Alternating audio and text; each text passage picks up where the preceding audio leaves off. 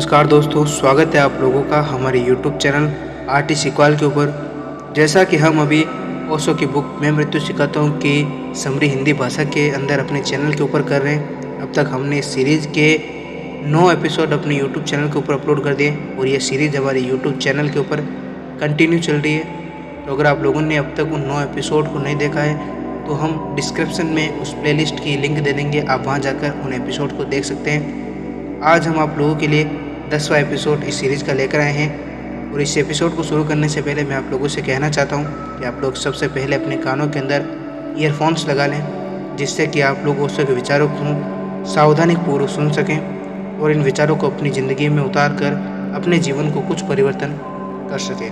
तो चलिए आज की इस वीडियो को हम शुरू करते हैं। हम सब आसपास जब किसी को मरते देखते हैं तो हम समझते हैं कि गया, एक आदमी मरा। हमें पता नहीं है कि वह इवोपरेट हुआ है, वह वाष्पीभूत हुआ है, वह फिर सूक्ष्म में गया और फिर नई यात्रा पर निकल गया। वह बूंद भाप बनी और फिर बूंद बनने के लिए भाप बन गई। यह हमें कैसे दिखाई पड़े? हम सबको लगता है कि एक व्यक्ति और खो गया, एक व्यक्ति और मर गया है, और ऐसे रोज़ कोई मरता जाता है और रोज़ कोई बूंद खोती चली जाती है और धीरे धीरे हमें भी पक्का हो जाता है कि मुझे भी मरना पड़ेगा, मैं भी मर जाऊंगा। और तब एक भय पकड़ लेता है कि मैं मर जाऊंगा। दूसरों को देखकर ये भय पकड़ लेता है, दूसरों को देखकर हम जीते हैं, इसलिए हमारी बड़ी कठिनाई है। कल रात ही मैं कुछ मित्रों को कह रहा था, एक यहूदी फ़कीर हुआ। वह फ़कीर अपने दुखों से बहुत परेशान हो गया। कौन परेशान नहीं हो जाता है? हम सब अपने दुखों से परेशान हैं और हमारे दुख की परेशानी में सबसे बड़ी परेशानी दूसरों के सुख है। दूसरे सुखी कैसे दुख दिखाई पड़ते हैं और जब हम दुखी होते चले जाते हैं। और इससे बड़ा गणित है वही गणित जिसकी मैंने आपसे मौत के संबंध में बात की थी। हमें अपना दुख दिखाई पड़ता है और दूसरों के चेहरे पर दिखाई पड़ते हैं। उनके भीतर का दुख जो है वह हमें दिखाई नहीं पड़ता है। उनकी आंखों की, उनके होठों की मुस्कुराहटें हमें दिखाई पड़ती हैं। और कभी अगर हम अपने बाबत भी समझे तो हम समझ लेते हैं कि हम भी भीतर दुखी होते हैं, तब भी हम बाहर मुस्कुराए चले जाते हैं। असल में दुख को छिपाने की मुस्कुराहट एक तरकीब है। कोई अपने को ही दुखी नहीं दिखाना चाहता। अगर सुख न हो सके तो भी कम से कम वह सुखी हो गया ऐसा दिखाना चाहता है, क्योंकि अपने को दुखी दिखाना बड़ी दीनता और हार की और पराजय की बात है। इसीलिए हम बाहर एक मुस्कुराहट व चेहरा बना लेते हैं। नाटक, अभिनय और भीतर जो है वह रहते हैं।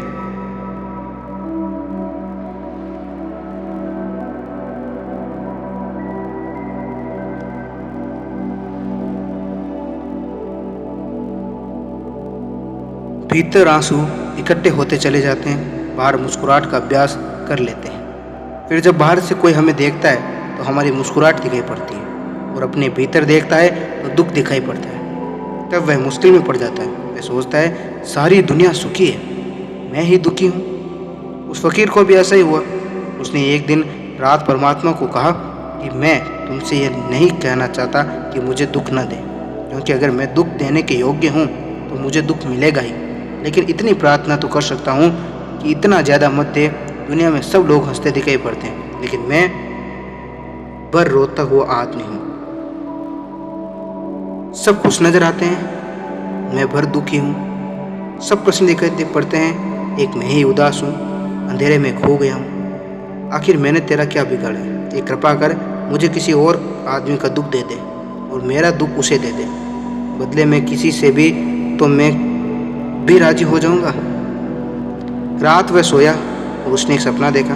सपने में उसने देखा एक बहुत बड़ा भवन है और उस भवन में लाखों खूंटियाँ लगी है और लाखों लोग चले जा रहे हैं और प्रत्येक आदमी अपनी अपनी पीठ पर दुखों की एक गठरी बांधे हुए। दुखों की गठरी देखकर वह बहुत डर गया, क्योंकि उसे बड़ी हैरानी मालूम हुई। जितनी भी उसकी गठरी है दुखों की, वह भी अपनी ही दुखों की गठरी टांगे हुए हैं। सबके दुखों की गठरियाँ का आकार जो है और साइज जो है वे बिल्कुल बराबर है। मगर वह बड़ा हैरान हुआ। ये पड़ोसी तो रोज मुस्कुराता दिखाई देता है। वो रोज जब उसे पूछता है वो कैसा हाल है तो वह कहता है कि बड़ा आनंद है, ओह सब ठीक है। ये आदमी भी इतने दुखी के बोझ लिए घूम रहे हैं। उसने नेता भी उतना ही बोझ लिए हुए देखा है, अनुयायी भी उतना ही बोझ लिए हुए हैं, उसमें गुरु भी उतना ही बोझ लिए हुए, शिष्य भी उतना ही बोझ लिए हुए हैं, उसमें सभी उतना बोझ लिए हुए चले जा रहे हैं। ज्ञानी और अज्ञानी, अमीर और गरीब, बीमार और स्वस्थ, सबके बोझ की गठरी बराबर है। वे बहुत हैरान हो गया। आज पहली दफा गठरियाँ दिखाई पड़ी है। अब तक तो चेहरे दिखाई पड़ते थे। फिर उस भवन में एक जोर की आवाज़ गूंजी कि सब लोग अपने अपने दुखों की अपनी खूंटियों पर टांग दे अपने दुखों को।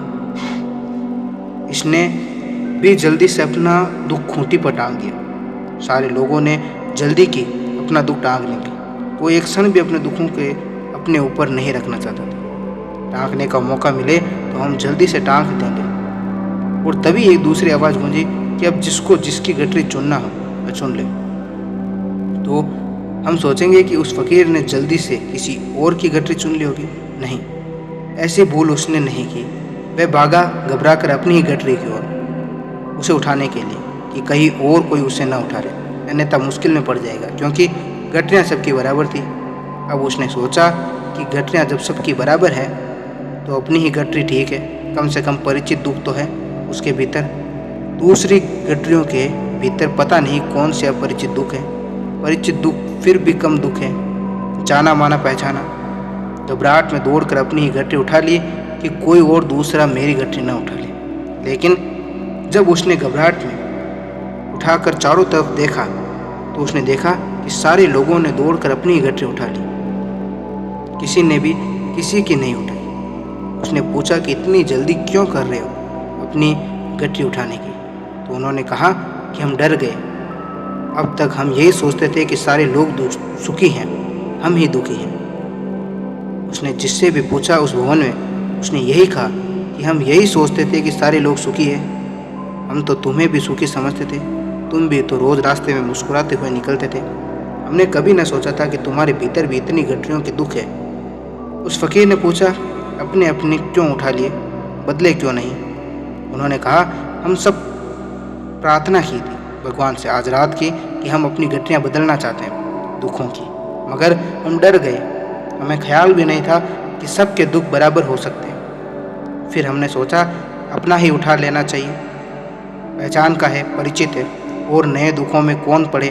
पुराने दुख धीरे धीरे हम आदी भी होते चले जाते हैं उनके। उस रात किसी ने भी किसी की भी गठरी नहीं चुनी। फकीर की नींद टूटी। उसने भगवान को धन्यवाद दिया और कहा कि तेरी बड़ी कृपा है कि मेरा ही दुख मुझे वापस मिल गया। अब मैं कभी ऐसी प्रार्थना नहीं करूँगा। असल में एक गणित है, दूसरों के चेहरे हमें दिखाई पड़ते हैं और अपनी असलियत दिखाई नहीं पड़ती है। हम दूसरों के चेहरे मुस्कुराते हुए देखते हैं, लेकिन अपनी असलियत हमें दिखाई पड़ती है कि हम दुखी हैं अंदर से। और तब बड़ी भूल हो जाती है। जिंदगी और मृत्यु के संबंध में भी वही भूल का गणित काम कर रहा है। दूसरे मरते दिखाई पड़ते हैं, आपने अपने को तो मरते कभी नहीं देखा। दूसरों की मृत्यु दिखाई पड़ती है और भीतर उनके कुछ बचता है या नहीं बचता, हमें कुछ पता नहीं चलता। और जब हम मरते हैं तब हम बेहोश हो जाते हैं, इसलिए मृत्यु अपरिचित रह जाती है। इसीलिए ज़रूरी है हम स्वेच्छा से मृत्यु में उतरे।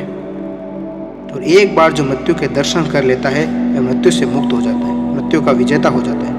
विजेता कहना बेकार है, क्योंकि कुछ बचता ही नहीं जीतने को। मृत्यु असत्य हो जाती है, मृत्यु रहती ही नहीं। जैसे कोई आदमी 2 और 2 जोड़कर 5 लिख दे और फिर कल उसको समझ में आ जाए कि 2 और 2 4 होते हैं, तो वह क्या कहेगा कि मैंने 5 को जीत कर 4 बना दिया। वह कहेगा कि जीत का सवाल ही नहीं था, 5 थे ही नहीं, 5 मेरी भूल थी, मेरा भ्रम था, गलत था मेरा हिसाब तो 4 ही था, मैं 5 समझ रहा था।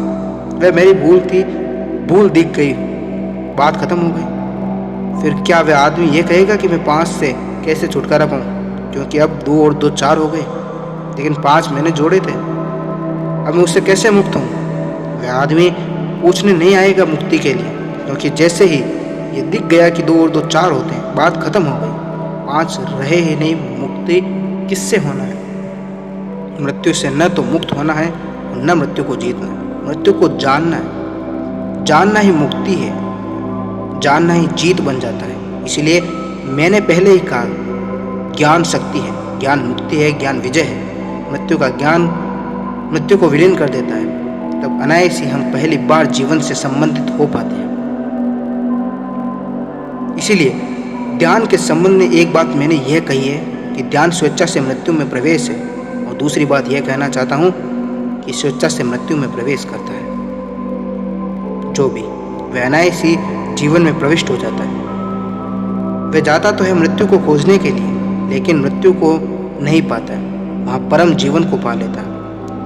वह जाता तो मृत्यु के भवन में खोज करने, लेकिन पहुँच जाता है जीवन के मंदिर में। और जो मृत्यु के भवन से भागता है, वह जीवन के मंदिर में नहीं पहुँच पाता। क्या मैं आपसे कहूँ कि जीवन का जो मंदिर है, उसकी दीवारों पर मृत्यु की छायाओं के चित्र खोदे हुए हैं? क्या मैं आपसे कहूँ कि जीवन का जो मंदिर है, उसकी दीवारों पर मौत के नक्शे बने हुए हैं? हम मौत से भागने की वजह से जीवन के मंदिर से ही भागते रहते हैं, क्योंकि जब हम मौत के लिए राजी हो जाएं, तो हम दीवालों के लिए भी राजी हो जाते हैं।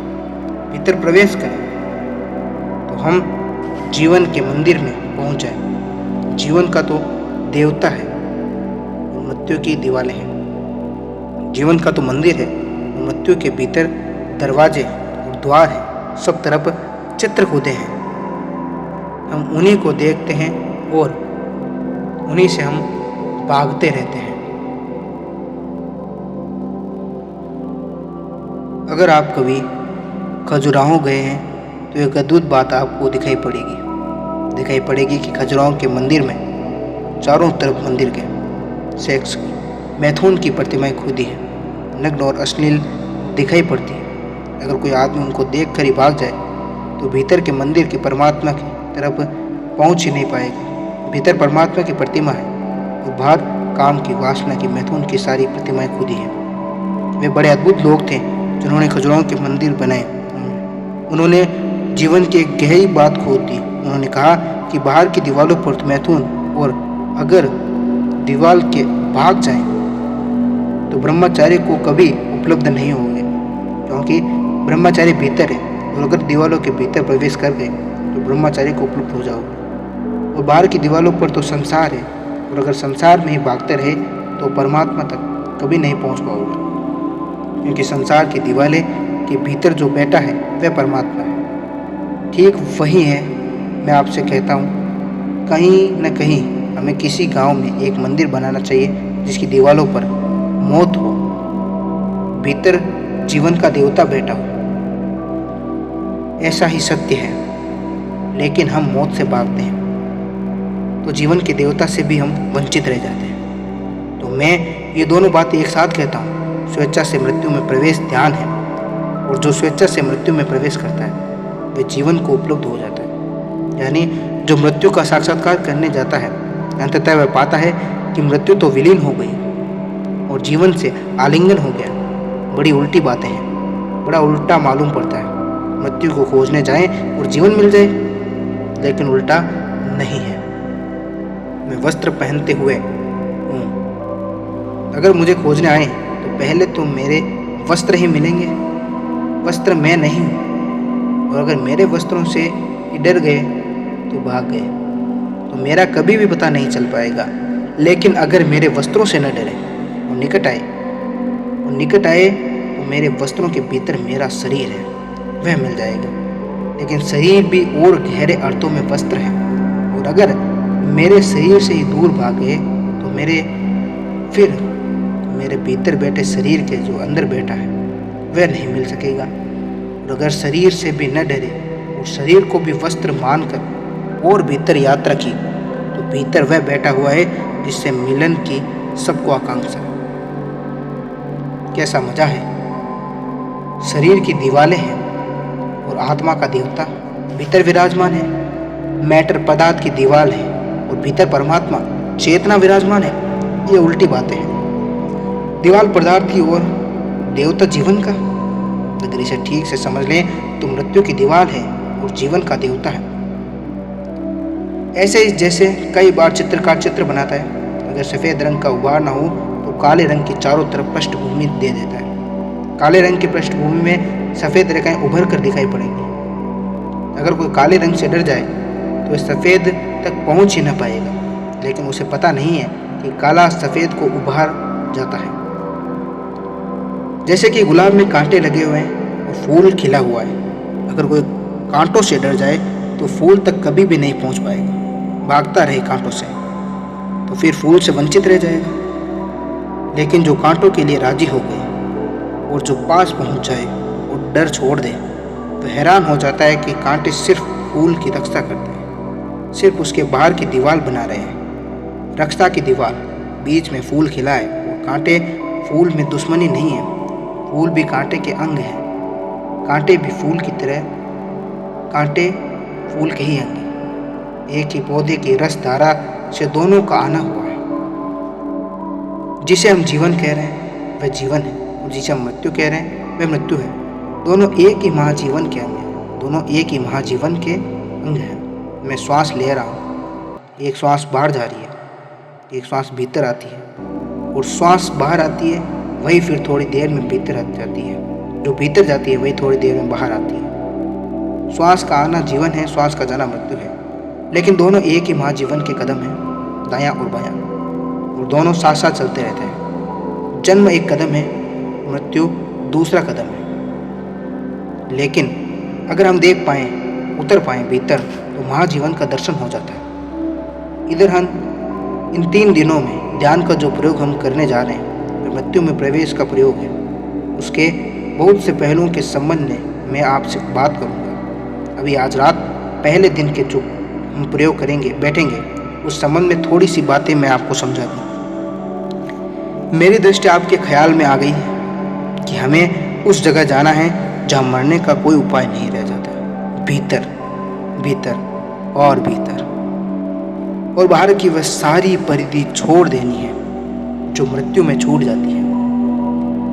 मृत्यु में शरीर छूट जाता है, भाव छूट जाते हैं, विचार छूट जाते हैं, मित्रता छूट जाती है, शत्रुता छूट जाती है, सब छूट जाता है। बाहर की दुनिया का सब कुछ छूट जाता है। रह जाते हैं सिर्फ अकेले हम, सिर्फ मैं रह जाता हूँ, सिर्फ चेतना रह जाती है ऊपर। तो ध्यान में किसी भी हमें सब छोड़कर मर जाना है और सिर्फ उतना ही रह जाए, मैं जानता हूँ, दृष्टा मात्र रह जाऊँ भीतर, तो मृत्यु घटित हो जाएगी। और इन 3 दिनों के निरंतर प्रयोग में अगर अपने को छोड़ा और मरने की हिम्मत दिखाई तो वह घटना घट जाएगी जिसको समाधि कहते हैं। ये ध्यान रहे, समाधि शब्द बड़ा अद्भुत है। ध्यान की परिपूर्णता को भी समाधि कहते हैं। और कोई आदमी मर जाता है तो उसकी कब्र को भी समाधि कहते हैं। यह भी कभी ख्याल किया, इन दोनों को समाधि कहते हैं। असल में इन दोनों में राज है, रहस्य है, मिला हुआ अर्थ है। असल में जो आदमी समाधि को उपलब्ध होता है उसका शरीर कब्र ही रह जाता है और कुछ नहीं रह जाता। फिर वह जानता है कि भीतर कोई और है ही नहीं, बाहर तो सिर्फ, जैसे कोई आदमी मर जाता है हम उसकी कब्र बना देते हैं और कहते हैं समाधि है, लेकिन वह समाधि दूसरे बनाएंगे। इसके पहले कि दूसरे हमारी समाधि बनाएं, अगर हम ही अपनी समाधि बना सकें तो जीवन में वह घटना घट जाती है जिसके लिए हम प्यासे हैं। दूसरों को समाधि बनाने का मौका तो मिलेगा ही, लेकिन ये हो सकता है कि हम अपनी समाधि न बना पाएँ। आज के लिए इतना ही, मिलेंगे कल अगले वीडियो में। तब तक आप लोग अपना ख्याल रखें।